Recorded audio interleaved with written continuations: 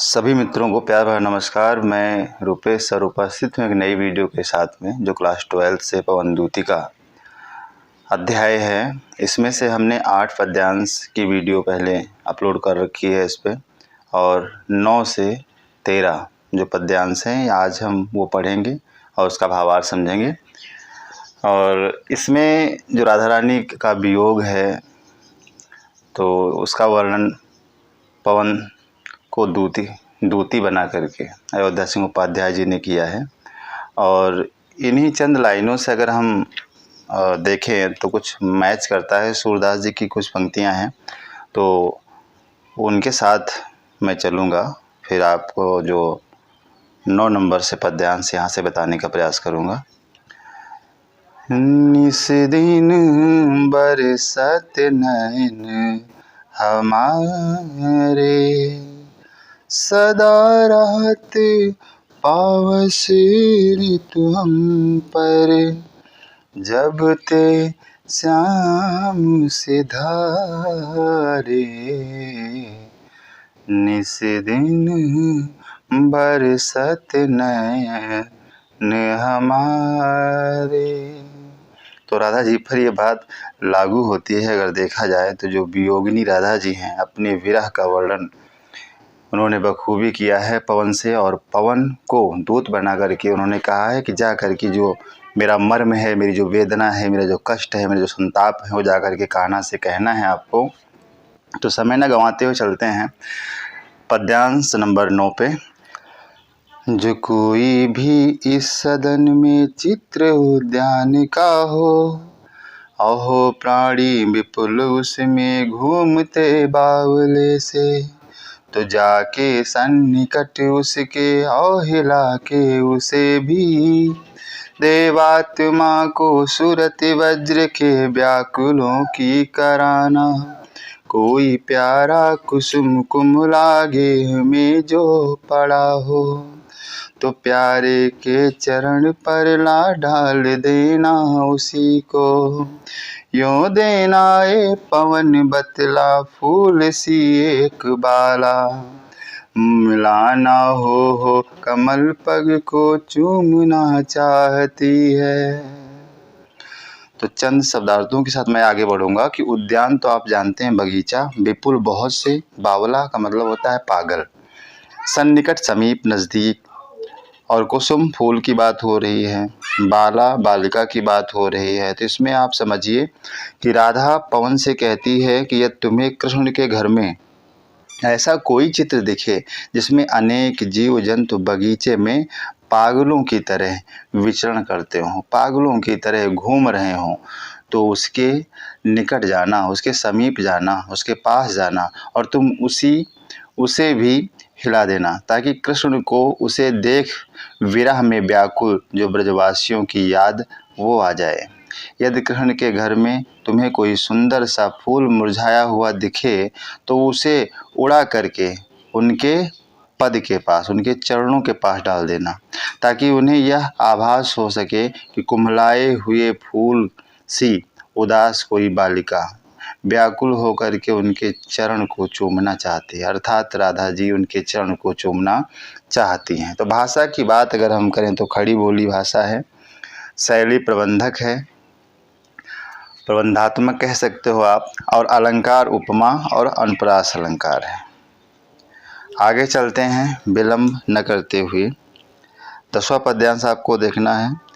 जो प्यारे मन जो पवन या वाटिका में खड़े हों, छिद्रों में जाके कुंडित करना वेणुषा किंचकों को, यों होवेगी सुरत उनको सर्व गोपांगना की, जो है वंशी श्रवण रुचि से दीर्घ उत्कंठ होती, लाके फूले कमल दल को श्याम के सामने ही, थोड़ा थोड़ा विपुल जल में व्यग्र हो डुबाना, यों देना ए भगिनी जतला एक अम्भोज नेत्रा, आँखों को ही विरह विधुरा वार में ही बोरती है। वाटिका आपको बता रखा है, बगीचा, कुंडित का मतलब होता है बजाना, आवाज़ करना, वेणु का मतलब बंसी या बांसुरी। किंचक बांस के बारे में बात हो रही है। और दीर्घ उत्कंठ का मतलब होता है बहुत ज़्यादा जो व्याकुल है, अति व्याकुल होकर के। व्यग्र का मतलब व्याकुलता या परेशान होना। अम्भोज नेत्रा कमल के समान नेत्र वाली। बोरना मतलब डुबाना। तो इसको आप समझिए कि राधा पवन से कहती है कि यदि तुम्हें कृष्ण किसी उपवन अथवा बगीचे में खड़े नजर आए तो तुम बांसों के छिद्रों में पहुंचकर उन्हें बांसुरी के सदृश बजाना, ताकि उन्हें उनकी जो बांसुरी सुनने के लिए व्याकुल होती गोपियों की याद आ जाएगी। राधा आगे बोलती हैं कि मेरे प्रियतम के समक्ष ही खिले हुए कमल की पंखुड़ियों को व्याकुल होकर के थोड़ा थोड़ा जल में डुबोना, ताकि ये बहन यह देख कृष्ण को इसका आभास हो जाए। ऐसा दृश्य देख करके कृष्ण को आभास हो जाए कि कमल नेत्रों वाली अर्थात राधा जी कमल के समान नेत्रों वाली वियोग में व्यथित होकर के अपने नेत्रों को आंसुओं में डुबोए रखती है, अर्थात दिन और रात रुदन करती रहती है, दिन रात रोती रहती हैं। तो राधा जी की ये भाव ये है जो पवनदूती से वो बार बार कह रही हैं, जा कर के आपको बताना है। आगे देखिए, धीरे लाना वाहन करके नीप का पुष्प कोई, और प्यारे के चपल दृग के सामने डाल देना। ऐसे देना प्रकट दिखला नित्य आशंकिता हो, कैसे होती विरहवश में नित्य रोमांचिता हूँ। बैठ नीचे जिस विटप के श्याम होवे उसी का, कोई पत्ता निकट उनके नेत्र के ले हिलाना। यूं प्यारे को विदित करना चातुरी से दिखाना, मेरी चिंता विजित जित का क्लांत हो कांप जाना। वाहन का मतलब होता है उठाना, नीप कदम की बात कह रहे हैं। और आशंकिता संदेह की बात, आशाओं की बात, विरह बस वियोग की बात, और चिंता विजित का मतलब होता है चिंता द्वारा जीते गए। अब आप समझिए क्या बोला है इसमें। राधा पवन दूती से कहती हैं कि हे पवन, मेरे प्रियतम अर्थात कृष्ण की चंचल जो नेत्र हैं, चंचल जो आँखें हैं, उनके समीप आगे धीरे से कदम का फूल रख देना, जिससे यह प्रकट हो सके कि मैं उनके वियोग में प्रतिदिन किस प्रकार शंकाओं से घिरी रहती हूँ और मिलन की आस में कदम्ब के फूल जैसी पुनः पुनः रोमांचित हो उठती हूँ। तो हे दूतिका, कृष्ण जिस पेड़ के नीचे बैठे हों तुम उसी का पत्ता उनके आँख के समक्ष लाकर हिलाना। पत्ते को चतुराई पूर्वक हिलाकर तुम मेरे प्रियतम को इस बात से अवगत करा देना कि चिंता ने मेरे हृदय का जो विजय पाकर के, चिंता ने मेरे हृदय पर विजय पाकर मुझे किस प्रकार थका दिया है, किस प्रकार से परेशान कर दिया है। अर्थात प्रिय के वियोग में प्रत्येक क्षण उन्हीं के विषय में चिंतित रहती है, उन्हीं के विषय में सोच सोच करके रुदन करती रहती है। तो ये भाव है। और आगे आप चलिए पद्यांश नंबर 12 पे। तो इसमें अगला पद्यांश ये है कि सूखी जाती मलिन लतिका जो धरा में पड़ी हो, तो पाँव के निकट उसको श्याम के हिला गिराना।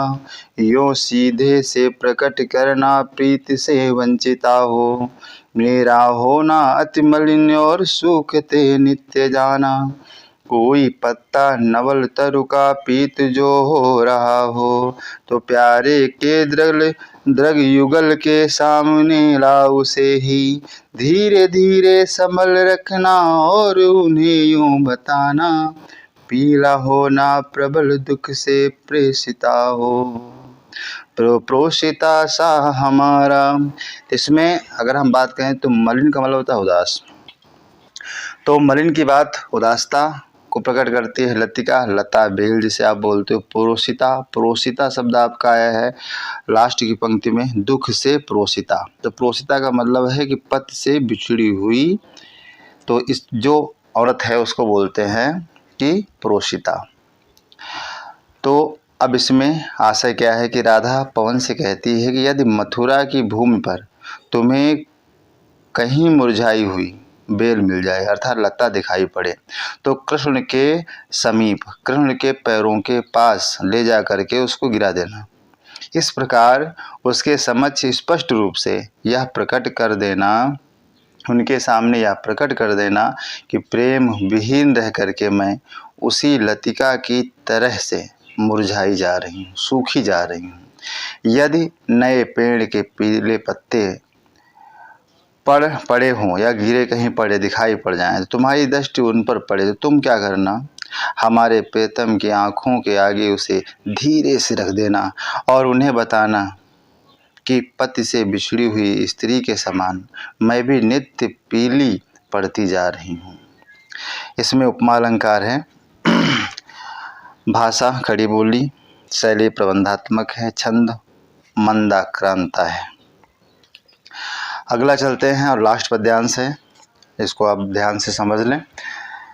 यो प्यारे को विदित करके सर्व मेरी व्यथाएं, धीरे धीरे वहन करके पाँव की धूल लाना, थोड़ी सी भी चरण रज जो ला न देगी हमें तो, हाँ कैसे तो व्यथित चित्त को बोध मैं दे सकूंगी, पूरी होवे न यदि तुमसे अन्य बातें हमारी, तो तू मेरी विनय इतनी मान ले और चली जा, छू के प्यारे कमल पग को प्यार के साथ आ जा, जी जाऊंगी हृदय तल में मैं तुझी को लगा के। तो भाव समझिए पहले क्या है और किस सीमा तक किससे प्यार किया जा सकता है और कैसे, ये समझना है।